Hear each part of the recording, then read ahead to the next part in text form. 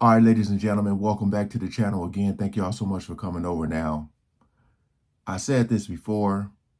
What about the kids? How much did the kids know? How much did the kids see?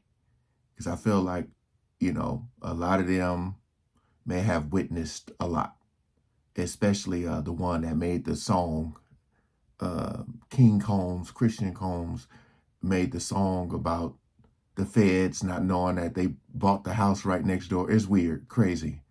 But Quincy rages on Diddy after Kim Porter book leak more abuse. That's what the title says here. All right. Might have to change it. We'll see. But we ain't gonna waste no more time. Let's jump right into it.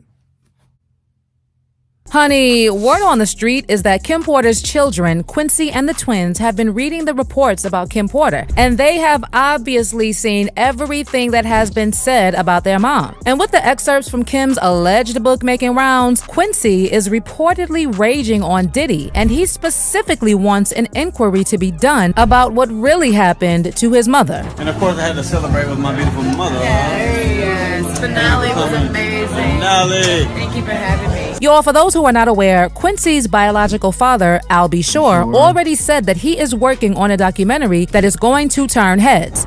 We're going to be. I see a lot of comments, and I actually do agree with this.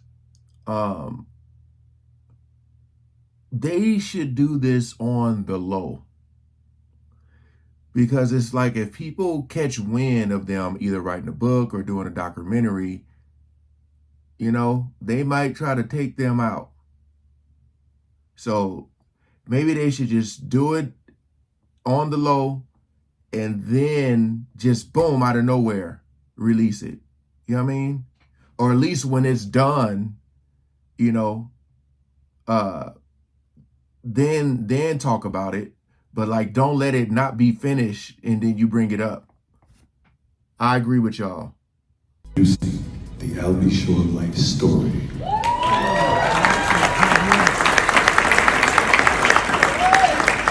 So hold on to your britches, and you'll really understand how I ended up in a coma.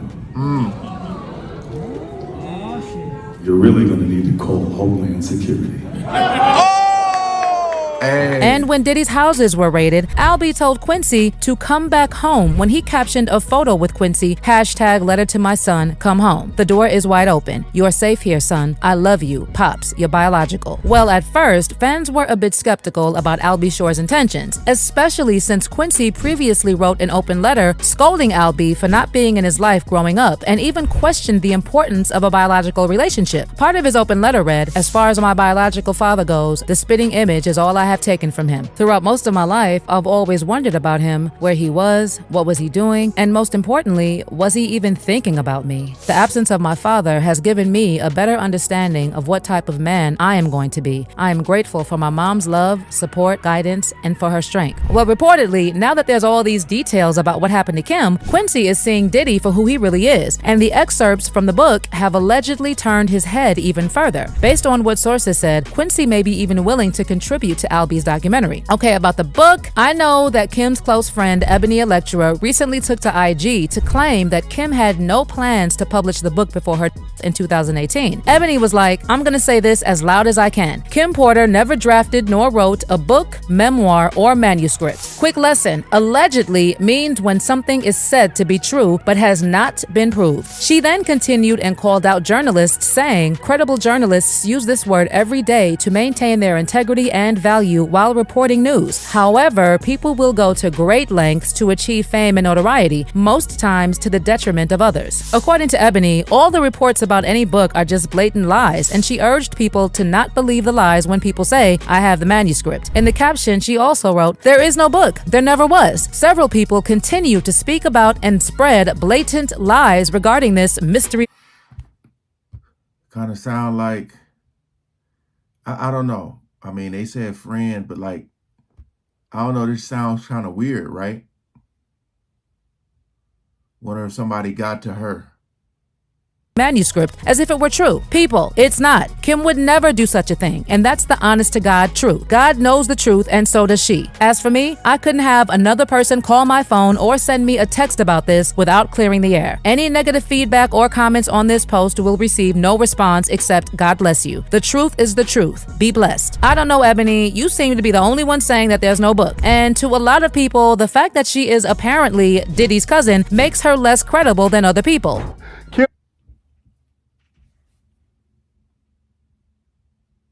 Didn't know that.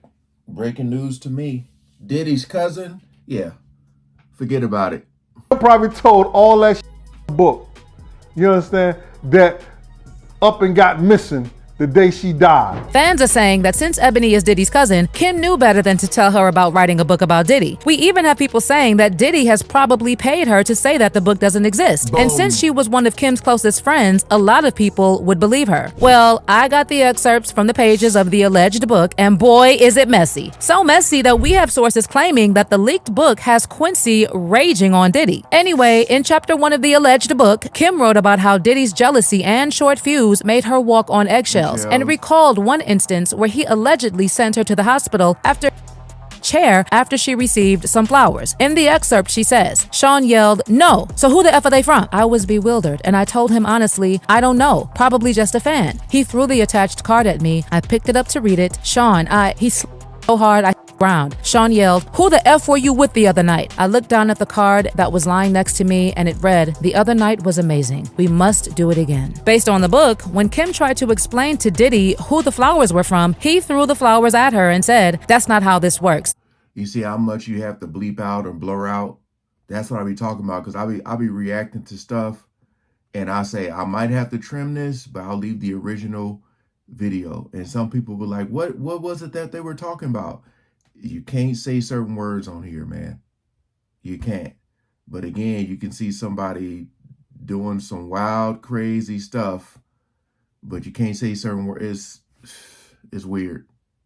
You have my child. You don't touch anyone unless I allow it. I mean, this ties up really well with what we've heard about how much control Diddy had over Kim, right? Apparently, Kim desperately continued to calm Diddy down and explained that she had just had coffee with a producer and explained they met to discuss the possibility of her starring in another movie that he wanted to produce. But that made Diddy even angrier. And the next thing Kim knew, a chair was...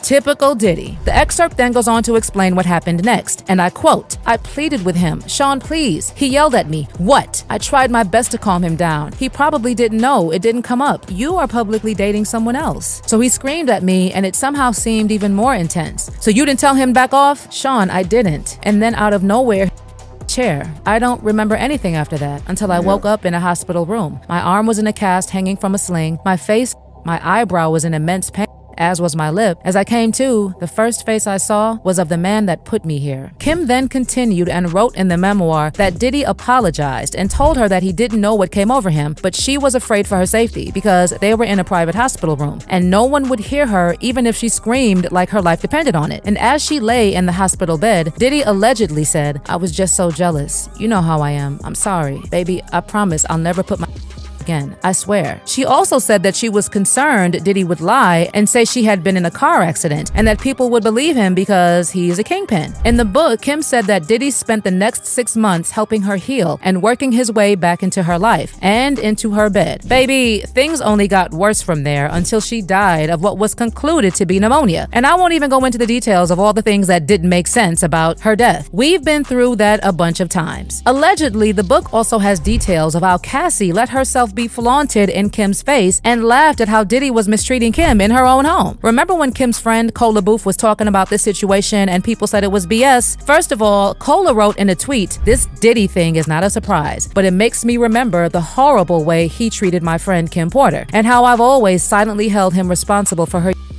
Hashtag RIP Kim. Cola said that she does feel bad for how Cassie was treated by Diddy, but still she remembers when Cassie allowed herself to be used against Kim as Diddy humiliated her for years. Now, according to what Cola spilled, there was a time when Diddy asked Kim to lick And also she went on to narrate how one time at 4 in the morning, Diddy brought Cassie, who was basically a teenager, into his bedroom where Kim was sleeping and woke Kim up and told her to get out of the bed so Cassie could get in. Allegedly, these very weird and complicated interactions with Cassie are all in the book. Of course, there are other terrible things that Kim went through, including allegedly being forced to hook up with not just men, but women too, as Diddy watched. And all these details are in the book. Baby, Ebony may insist that the book doesn't exist, but boy, would I love to know her thoughts on all the mistreatment that has been exposed. Can she also confirm that Diddy never did anything to hurt Kim? Child, I don't know what you want to believe about the book, but what we can all agree on is that Kim definitely went through some nasty things while she was with Diddy. Whether she actually put it in the book or not, only time will tell. What I also know is that Quincy has seen everything that has been said about his mother, and if he actually turns on Diddy, it's gonna be the end of Diddy for good. But do you believe that Kim wrote a book? Are the excerpts believable? Do you believe Ebony? And most importantly, do you think Quincy is secretly planning to turn on his father? Let me know in the comments section below.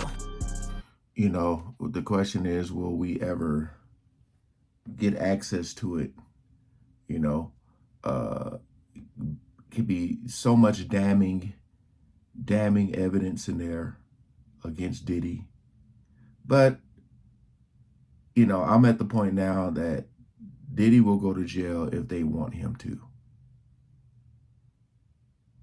That's where I'm at right now, because this is just taking forever. I still be like, I wake up in the morning and just be like, waiting just for like the breaking news.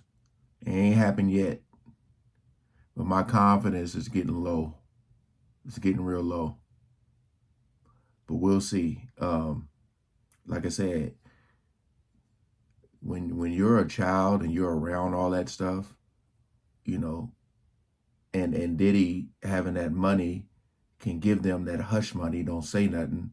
This is me and your mama's business, this and this, y'all stay in the child's place, all that type of stuff, you know. But we'll see. All right, peace out.